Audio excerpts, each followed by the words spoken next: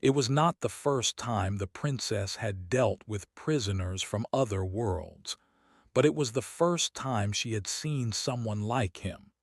She had assumed she knew what to expect when the human was brought before her, a broken figure, trembling, eyes wide with fear, perhaps begging for mercy. She had grown accustomed to seeing those she had captured reduced to a mere shadow of their former selves, their wills crushed beneath the weight of her people's dominance. Yet this human, he was different. The chamber was cold, its stone walls adorned with alien symbols that glowed faintly under the dim light. The princess sat upon her throne, her gaze fixed upon the human who stood before her. He was shackled, his eyes unwavering as he met her stare. The guards had placed him there with little ceremony, expecting him to kneel before her to beg for mercy.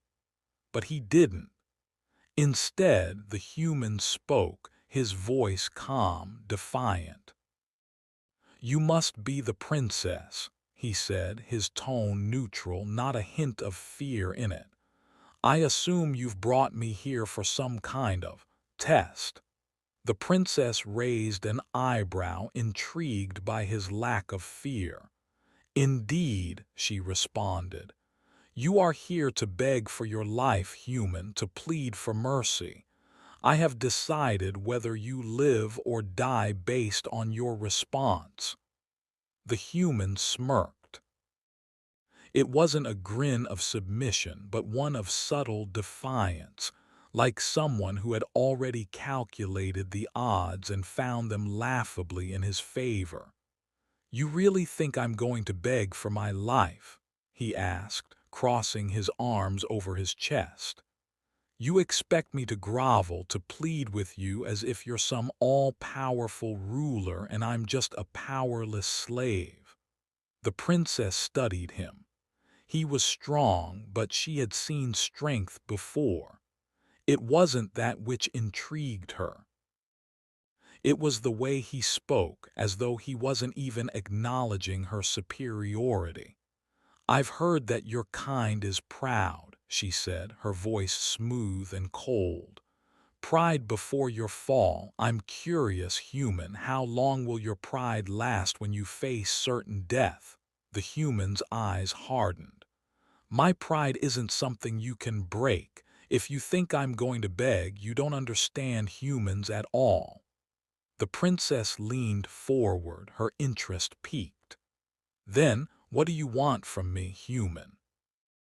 "I hold your life in my hands. If you wish to live, you will kneel and beg for mercy. It's that simple." But the human did not kneel. He did not beg. Instead, he turned his back on her. "You're right about one thing," he said over his shoulder. "You do have the power to end my life, princess, but you don't have the power to make me beg for it."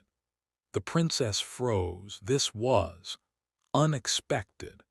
Her mind raced as she watched the human walk away, his footsteps echoing in the empty chamber.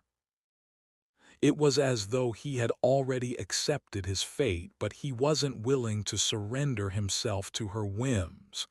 "Stop," she commanded, her voice carrying an authority that demanded attention. "I command you to turn around." The human paused but did not turn. "You command me. That's where you're wrong. You think you have power because you hold my life in your hands, but all you're holding is the illusion of control." A silence filled the chamber, heavy and uncomfortable. The guards exchanged glances, unsure of what to do. No one had ever dared defy the princess in such a way. No one had ever turned their back on her and walked away without consequences. This human, this stubborn creature, had shattered their expectations. The princess stood, her eyes narrowing. "Do you truly believe that your actions will go unpunished?" The human finally turned to face her, his gaze unwavering. "If you kill me, you'll have killed a man. But if you let me go, you'll have learned something far more valuable, that your expectations were wrong." Her mind raced. This was not the reaction she had anticipated. There was no pleading, no desperation, just a calm, collected confidence that shook her to the core. "You're, you're leaving?" she asked, the disbelief creeping into her voice. The human nodded slowly.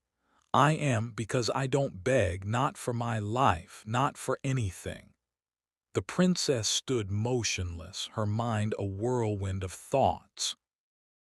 Could she truly let him go? Could she admit that she had underestimated the humans? Her pride, her carefully constructed sense of superiority, was at risk. But in that moment she realized something. The human had given her a choice she hadn't expected.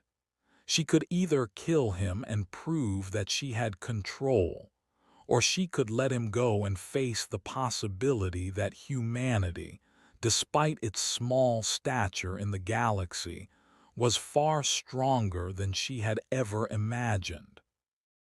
With a slow, deliberate motion, she lowered her head. "Go," she said quietly, the words heavy with a mixture of respect and reluctance. The human didn't hesitate. He turned and walked away, leaving the princess standing in silence, pondering the choice she had made. Her world had shifted ever so slightly, but it had shifted nonetheless. The human's departure left the princess with more than just a changed perspective. It left her with the uncomfortable realization that sometimes power wasn't about control, it was about understanding. And in that fleeting moment, the princess had come to understand something far more dangerous than any weapon or army: the indomitable will of a human.